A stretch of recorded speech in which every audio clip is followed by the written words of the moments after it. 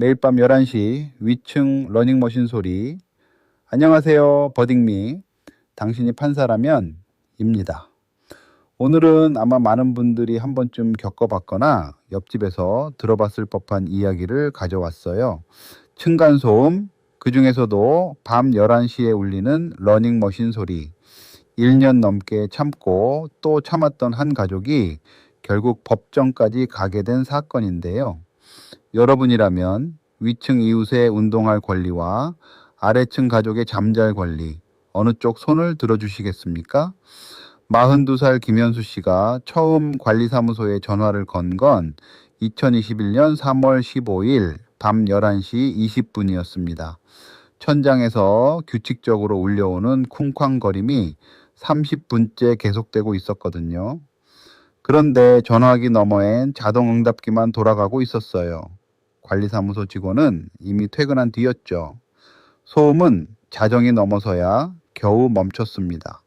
현수 씨는 그날 밤 천장을 멍하니 올려다보며 잠을 설쳤을 겁니다. 위층 503회는 한 달 전 새 입주자가 이사를 왔어요. 35살 정민호 씨 IT 기업에 다니는 개발자였습니다. 재택근무가 잦았고 독신이었죠. 현수 씨는 다음날 저녁 직접 위층 문을 두드렸어요. 민호 씨는 미안하다며 밤 10시 이후엔 조심하겠다고 약속했습니다. 그 말을 믿었겠죠. 그런데 소음은 멈추지 않았어요. 일주일에 나흘에서 닷새 밤 10시부터 자정 사이 러닝머신 소리가 천장을 뚫고 내려왔습니다. 현수 씨의 아내 39살 박지영 씨는 불면증이 생겼고 초등학교 4학년 아들 민재는 학원 숙제를 제대로 못하겠다며 울었어요. 2021년 5월까지 현수 씨는 위층 문을 5번 더 두드렸고 민호 씨는 매번 사과했지만 소음은 달라지지 않았습니다. 6월부터 현수 씨는 층간소음 측정 앱으로 소음을 기록하기 시작했어요. 평균 65에서 70데시벨, 심할 땐 75데시벨까지 올라갔습니다. 관리사무소에 3차례 민원을 넣었고 관리사무소가 위층에 경고문을 보냈어요. 그런데 민호 씨의 반응이 놀라웠습니다. 운동할 권리도 있지 않냐며 오히려 항의했거든요.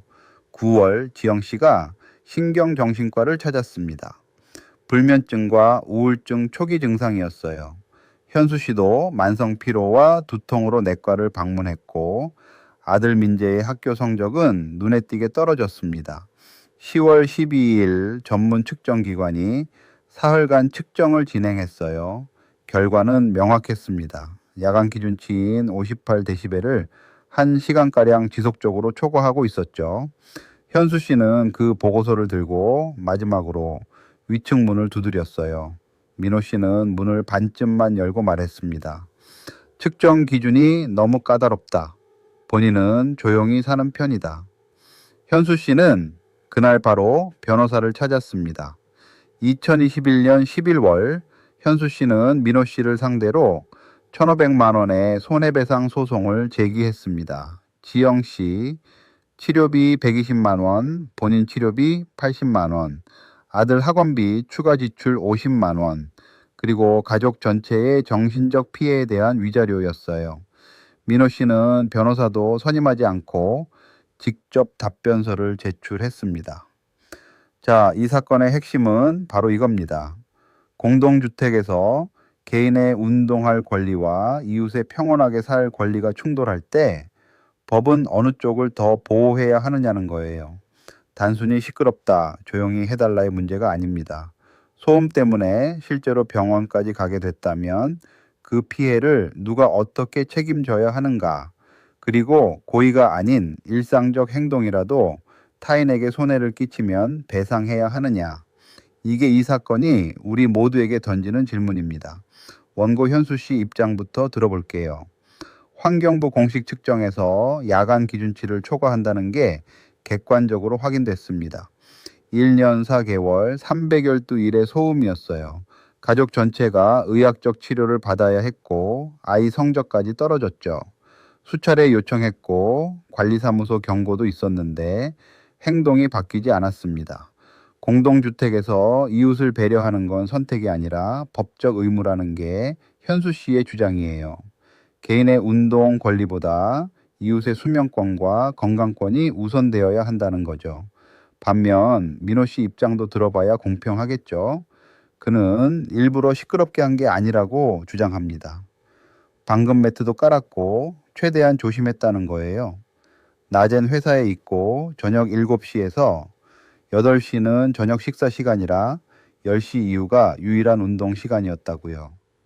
경제적으로 어려워 헬스장을 다닐 수 없었고 집에서 운동하는 것 자체가 불법은 아니지 않냐는 겁니다. 또 원고 가족의 피해가 과장됐고 소음과 질병 사이에 직접적인 연관성이 불명확하다고도 주장했어요. 1,500만 원은 사회초년생인 자신에겐 너무 가혹한 금액이라면서요. 여러분은 어느 쪽 손을 들어주시겠습니까? 지금 버딩미 블로그에서 직접 투표해 보실 수 있습니다. 원고 현수 씨의 손을 들어주실 건지 아니면 피고 민호 씨의 사정이 더 납득되시는지 여러분의 한 표가 궁금합니다. 투표에 참여하신 분들께는 실제 판결이 공개됩니다. 과연 판사는 어떤 결정을 내렸을까요? 지금 바로 투표하고 확인해 보세요. 자, 드디어 실제 판사는 어떤 결정을 내렸을까요? 2022년 3월 재판부는 피고 민호 씨의 야간 러닝머신 사용이 불법 행위에 해당한다고 판단했습니다. 민법 제7-150조 고의 또는 과실로 타인에게 손해를 끼친 자는 배상할 책임이 있다는 조항이 적용됐어요. 쉽게 말해 일부러 한 게 아니더라도 부주의로 남에게 피해를 줬다면 책임을 져야 한다는 겁니다. 환경부 측정 결과는 객관적 증거로 인정됐고 야간 기준치 58데시벨을 지속적으로 초과한 사실이 명백히 확인됐습니다. 재판부는 특히 수차례 요청과 경고를 받고도 행동을 바꾸지 않은 것을 단순한 부주의가 아니라 타인의 고통에 대한 무관심으로 봤어요.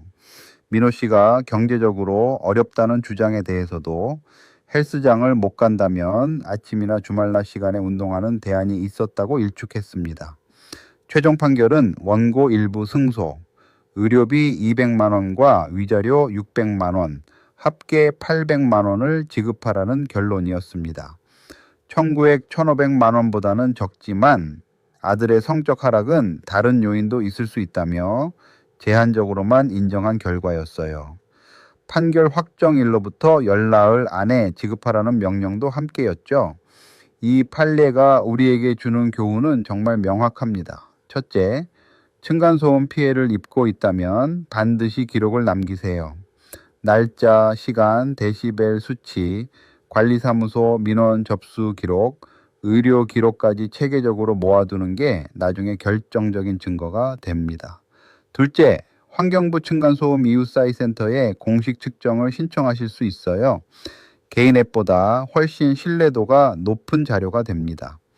셋째, 반대로 소음을 내는 입장이라면 이웃의 요청을 여러 번 무시하는 건 법적으로도 매우 불리하다는 걸 꼭 기억하세요.